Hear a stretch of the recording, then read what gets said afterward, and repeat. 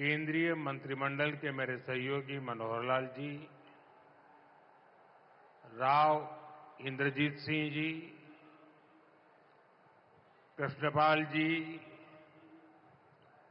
हरियाणा सरकार के मंत्रीगण, सांसद और विधायकगण और मेरे प्यारे भाई और बहनों, हरियाणा के मेरे भाई बहनन मोदी की राम राम।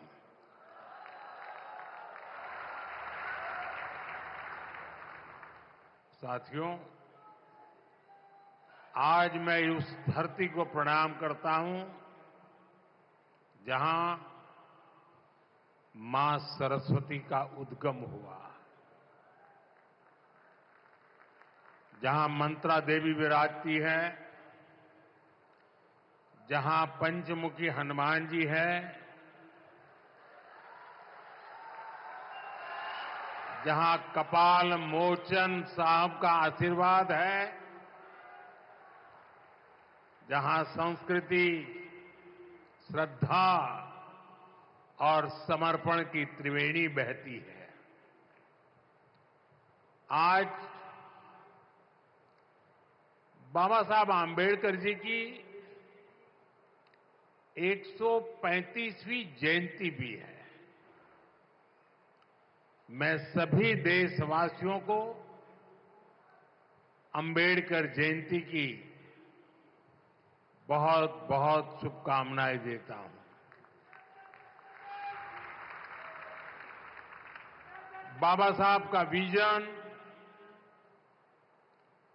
उनकी प्रेरणा निरंतर विकसित भारत की यात्रा में हमें दिशा दिखा रही है। साथियों, यमुनानगर सिर्फ एक शहर नहीं, ये भारत के औद्योगिक नक्शे का भी अहम हिस्सा है। प्लाईवुड से लेकर पीतल और स्टील तक ये पूरा क्षेत्र भारत की अर्थव्यवस्था को मजबूती देता है। कपाल मोचन मेला, ऋषि वेदव्यास की तपोभूमि और गुरु गोविंद सिंह जी की एक प्रकार से शस्त्र भूमि। साथियों, ये अपने आप में एक गरिमा बढ़ाने वाली बात है और यमुनानगर के साथ तो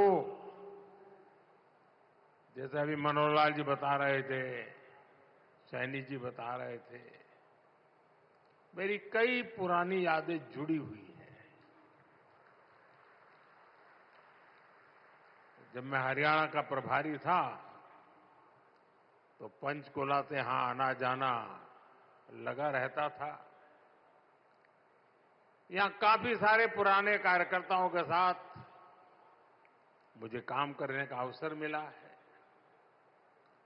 ऐसे कर्मठ कार्यकर्ताओं की परंपरा आज भी चल रही है।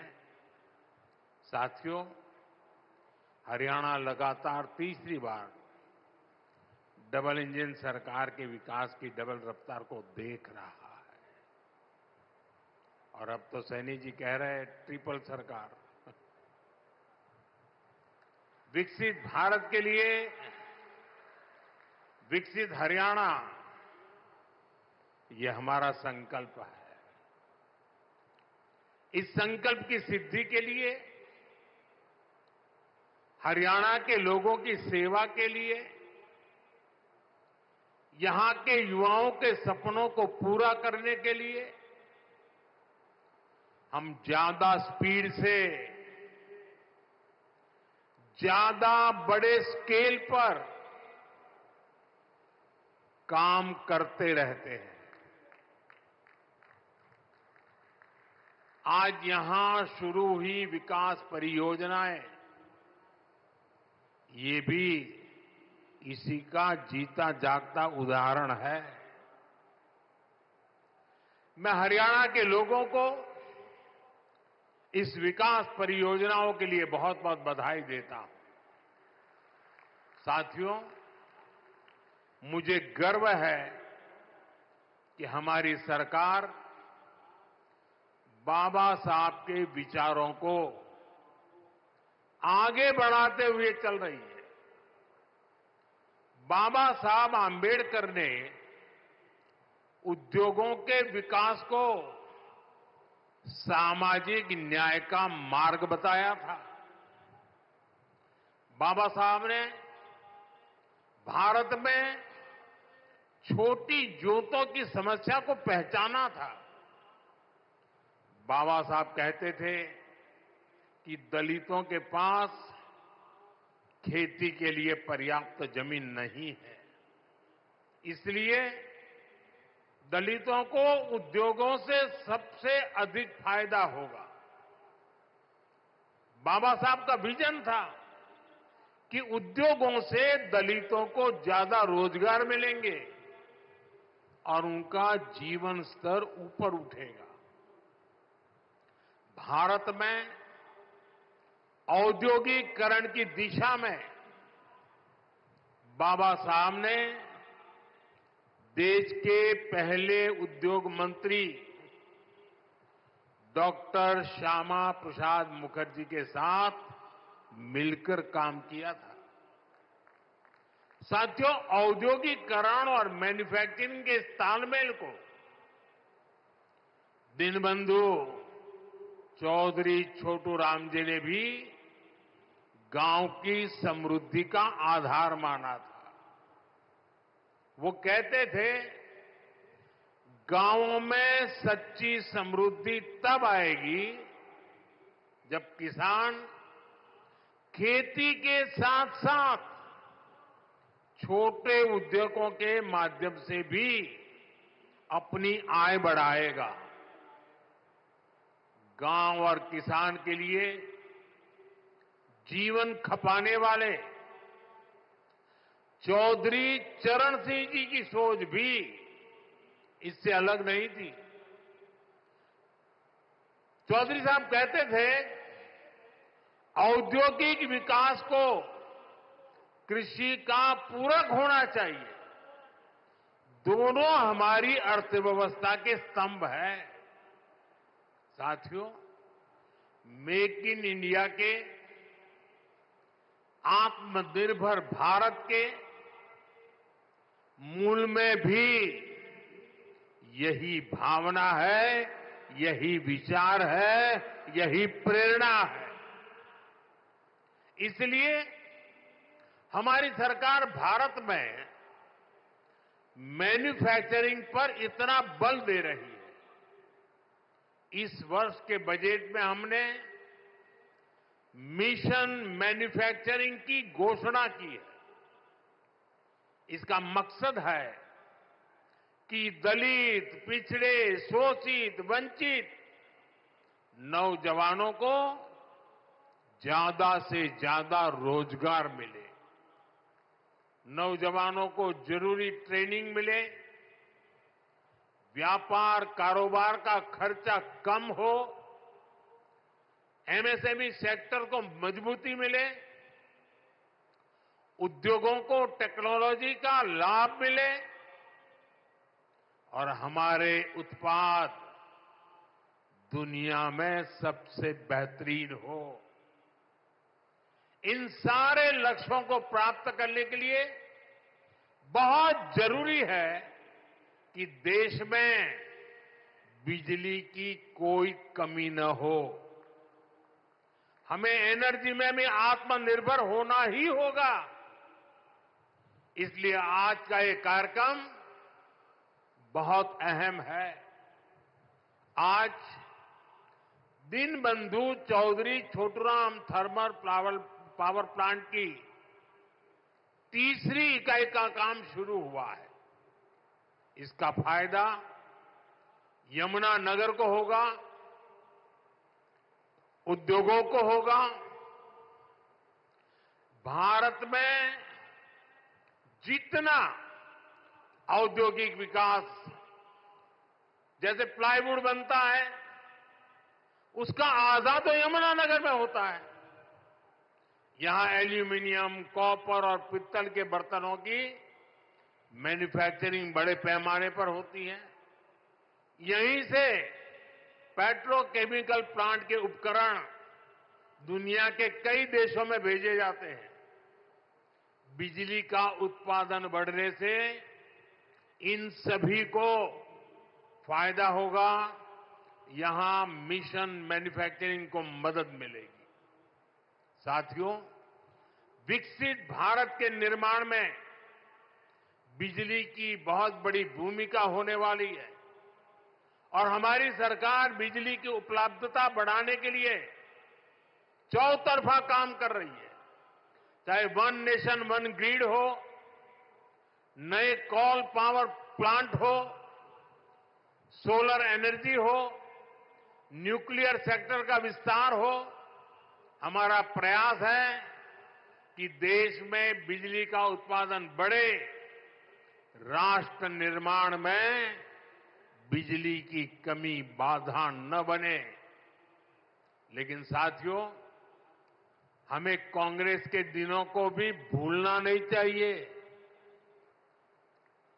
हमने 2014 से पहले, जब कांग्रेस की सरकार थी, वो दिन भी देखे हैं जब पूरे देश में ब्लैकआउट होते थे, बिजली गुल हो जाती थी। कांग्रेस की सरकार रहती तो देश को आज भी ऐसे ही ब्लैकआउट से गुजरना पड़ता। न कारखाने चल पाते, न रेल चल पाती, न खेतों में पानी पहुंच पाता। यानी कांग्रेस की सरकार रहती तो ऐसे ही संकट बना रहता, बढ़ता रहता। अब इतने वर्षों के बाद, प्रयासों के बाद आज हालात बदल रहा है। बीते एक दशक में भारत ने बिजली उत्पादन की क्षमता को करीब करीब 2 गुना किया है। आज भारत अपनी जरूरत को पूरी करने के साथ साथ पड़ोसी देशों को बिजली निर्यात भी करता है। बिजली उत्पादन, इस पर भाजपा सरकार के फोकस का लाभ हमारे हरियाणा को भी मिला है। आज हरियाणा में 16,000 मेगावाट बिजली का उत्पादन होता है। हम आने वाले कुछ सालों में एक क्षमता 24,000 मेगावाट तक पहुंचाने का लक्ष्य लेकर के काम कर रहे हैं। साथियों, एक तरफ हम थर्मल पावर प्लांट में निवेश कर रहे हैं, तो दूसरी तरफ देश के लोगों को पावर जनरेटर बना रहे हैं। हमने पीएम सूर्य घर मुफ्त बिजली स्कीम शुरू की है। अपने छत पर सोलर पैनल लगाकर आप अपना बिजली का बिल 0 कर सकते हैं। इतना ही नहीं, जो अतिरिक्त बिजली का उत्पादन होगा उसे बेचकर कमाई भी कर सकते हैं। अब तक देश के 1.25 करोड़ से ज्यादा लोग इस योजना के तहत रजिस्ट्रेशन करा चुके हैं। मुझे खुशी है कि हरियाणा के भी लाखों लोगों ने इससे जुड़ने के लिए अप्लाई किया है और जैसे जैसे इस योजना का विस्तार हो रहा है, इससे जुड़ा सर्वे सर्विस इकोसिस्टम भी बड़ा हो रहा है। सोलर सेक्टर में नई स्किल्स बन रही है, एमएसएमईज के लिए नए मौके बन रहे हैं और युवाओं के लिए अनेक अवसर तैयार हो रहे हैं। साथियों, हमारे छोटे छोटे शहरों में छोटे उद्योगों को पर्याप्त बिजली देने के साथ ही सरकार इस तरफ भी ध्यान दे रही है कि उनके पास पर्याप्त पैसे रहे। कोरोना काल में एमएसएमई को बचाने की लाखों करोड़ों रुपए की सहायता सरकार ने दी है। छोटे उद्योग भी अपना विस्तार कर सके, इसके लिए हमने एमएसएमई की परिभाषा बदली है। अब छोटे उद्योगों को ये डर नहीं सताता कि जैसे ही वो आगे बढ़े सरकारी मदद छीन जाएगी। अब सरकार छोटे उद्योग के लिए स्पेशल क्रेडिट कार्ड की सुविधा देने जा रही है। क्रेडिट गारंटी कवरेज को भी बढ़ाया जा रहा है। अभी कुछ दिन पहले ही मुद्रा योजना को 10 साल पूरे हुए हैं। आपको जानकर के खुशी भी होगी और सुखद आश्चर्य भी होगा। मुद्रा योजना में पिछले 10 साल में देश के सामान्य लोग जो पहली बार उद्योग के क्षेत्र में आ रहे, कारोबार के क्षेत्र में आ रहे थे, उनको बिना गारंटी 33 लाख करोड़ रुपए, आप कल्पना कीजिए, 33 लाख करोड़ रुपए बिना गारंटी के लोन के रूप में दिए जा चुके हैं। इस योजना के 50% से भी ज्यादा लाभार्थी एससी, एसटी, ओबीसी परिवार के ही साथी हैं। कोशिश यही है कि छोटे उद्योग हमारे नौजवानों के बड़े सपनों को पूरा करें।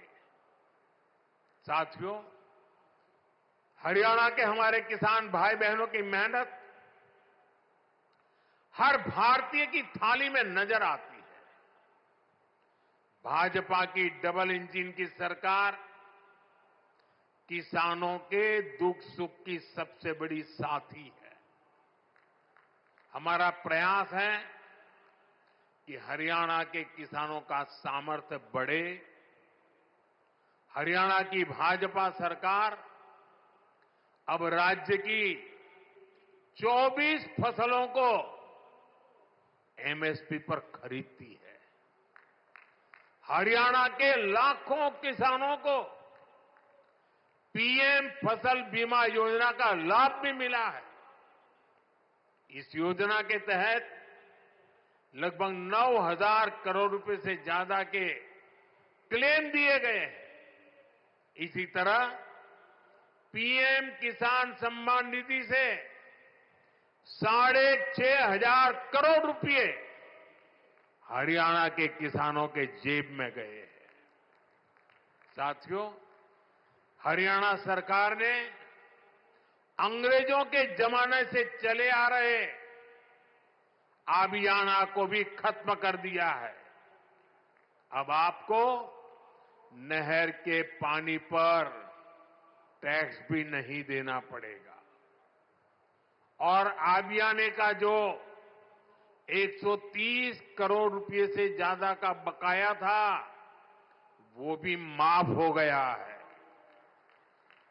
साथियों, डबल इंजन सरकार के प्रयासों से किसानों को, पशुपालकों को आय के नए साधन मिल रहे हैं।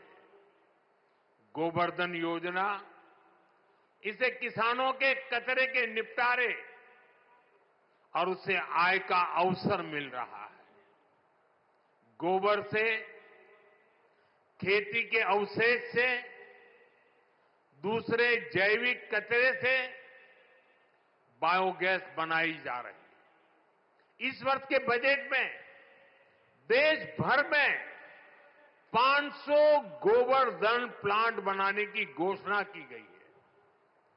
आज यमुनानगर ने भी नए गोवर्धन प्लांट की आधारशिला रखी गई है। इससे नगर निगम के भी हर साल 3 करोड़ रुपए बचेंगे। गोवर्धन योजना स्वच्छ भारत अभियान में भी मदद कर रही है। साथियों, हरियाणा की गाड़ी अब विकास के पथ पर दौड़ रही है। यहां आने से पहले मुझे हिसार में लोगों के बीच जाने का अवसर मिला। वहां से अयोध्या धाम के लिए सीधी हवाई सेवा शुरू हुई है। आज रेवाड़ी के लोगों को बाईपास की सौगात भी मिली है। अब रेवाड़ी के बाजार, चौराहों, रेलवे फाटकों पर लगने वाले ट्रैफिक जाम से लोगों को छुटकारा मिल जाएगा। ये 4 लेन का बाईपास गाड़ियों को बड़ी आसानी से शहर से बाहर निकाल देगा। दिल्ली से नारनौल की यात्रा में 1 घंटा समय कम लगेगा। मैं आपको इसकी बधाई देता हूं। साथियों, हमारे लिए राजनीति सत्ता सुख का नहीं, सेवा का माध्यम है। जनता की भी सेवा का माध्यम और देश की सेवा का भी माध्यम।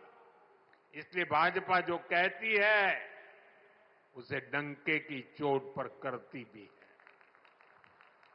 हरियाणा में तीसरी बार सरकार बनने के बाद हम लगातार आपसे किए वायदे पूरे कर रहे हैं।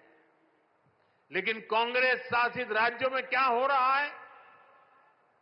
जनता से पूरा विश्वासघात।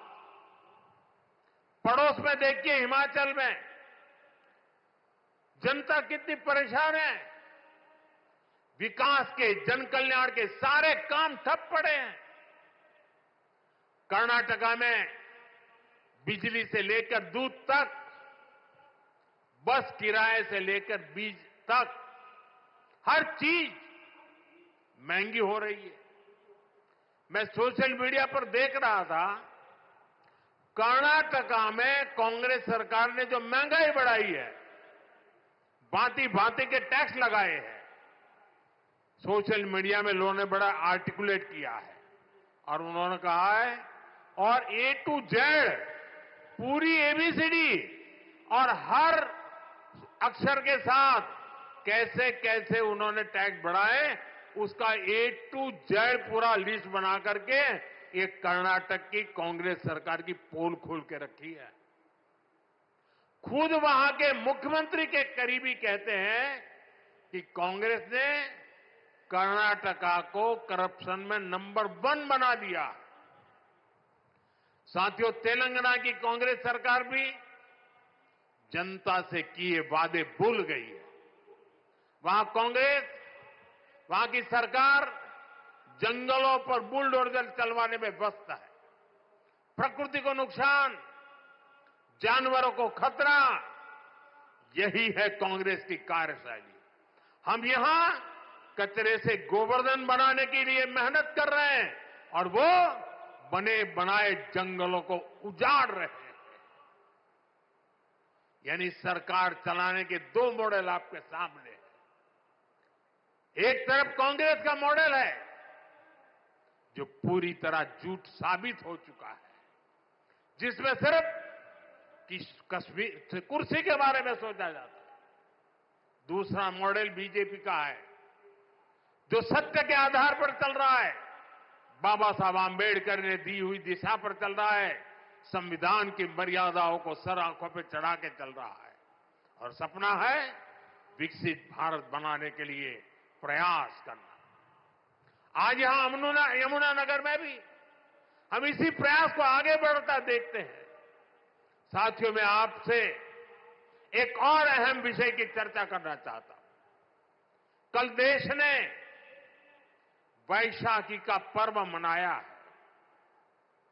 कल ही जलियांवाला बाग हत्याकांड के भी 106 वर्ष हुए हैं।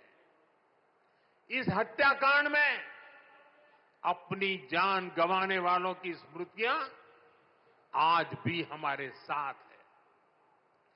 जलियांवाला हत्याकांड में शहीद हुए देशभक्तों और अंग्रेजों की क्रूरता के अलावा एक और पहलू है जिसे पूरी तरह अंधेरे में डाल दिया गया था। ये पहलू मानवता के साथ, देश के साथ खड़े होने के बुलंद जज्बे का है। इस जज्बे का नाम शंकरन नायर था। आपने किसी ने नहीं सुना होगा, शंकरन नायर का नाम नहीं सुना होगा, लेकिन आजकल इनकी बहुत चर्चा हो रही है। शंकरन नायर जी एक प्रसिद्ध वकील थे और उस जमाने में 100 साल पहले अंग्रेजी सरकार में बहुत बड़े पद पर विराजमान थे। वो सत्ता के साथ रहने का सुख, चैन, मौज सब कुछ कमा सकते थे, लेकिन उन्होंने विदेशी शासन की क्रूरता के विरुद्ध जलियांवाला बाग की घटना से व्यथित होकर मैदान में उतर उठे। उन्होंने अंग्रेजों के विरुद्ध आवाज उठाई। उन्होंने उस बड़े पद से लात मार करके इसे छोड़ दिया। केरल के थे, घटना पंजाब में घटी थी। उन्होंने जलियांवाला बाग हत्याकांड केस लड़ने का खुद ने फैसला किया। वो अपने दम पर लड़े,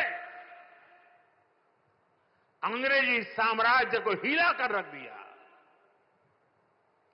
जिस अंग्रेजी साम्राज्य का सूरत, जिनका सूरज कभी अस्त नहीं होता था, उसको शंकर नायर जी ने जलियांवाला हत्याकांड के लिए कोर्ट में कटघरे में खड़ा कर दिया।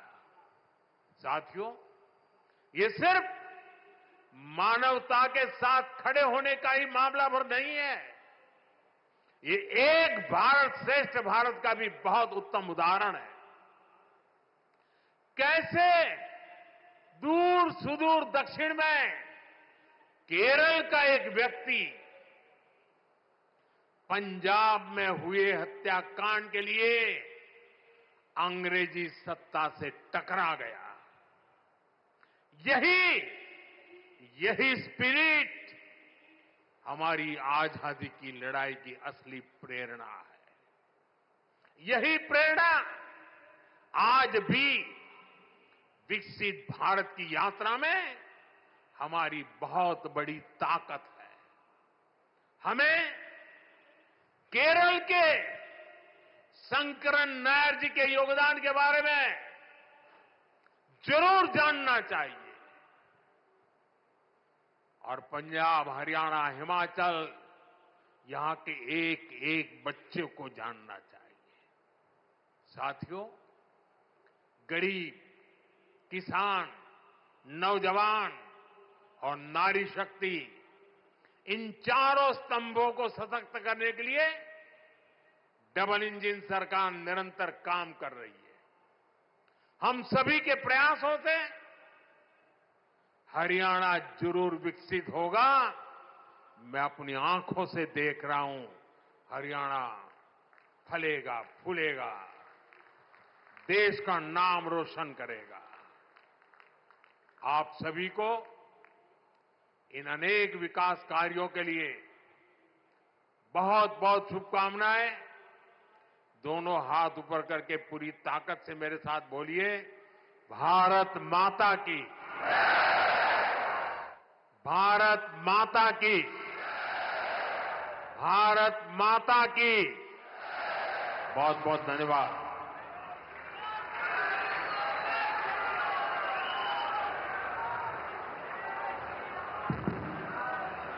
बहुत बहुत धन्यवाद माननीय प्रधानमंत्री महोदय। देवी और सज्जनों, आइए एक बार पुनः तालियों के जयनाद से अपना आभार हमारे प्रेरणा पुंज विकसित भारत के संकल्प के शिल्पकार माननीय प्रधानमंत्री जी तक पहुंचाएं। जोरदार तालियों से अभिवादन करें, वंदन अभिनंदन करें। आज से 10 साल पहले 20 अप्रैल 2015 को दिल्ली के अंबेडकर अंतर्राष्ट्रीय केंद्र के शिलान्यास के दौरान आपने कहा था मान्यवर कि अगर बाबा साहब न होते तो नरेंद्र मोदी कहां होते। पिछले 11 सालों में परम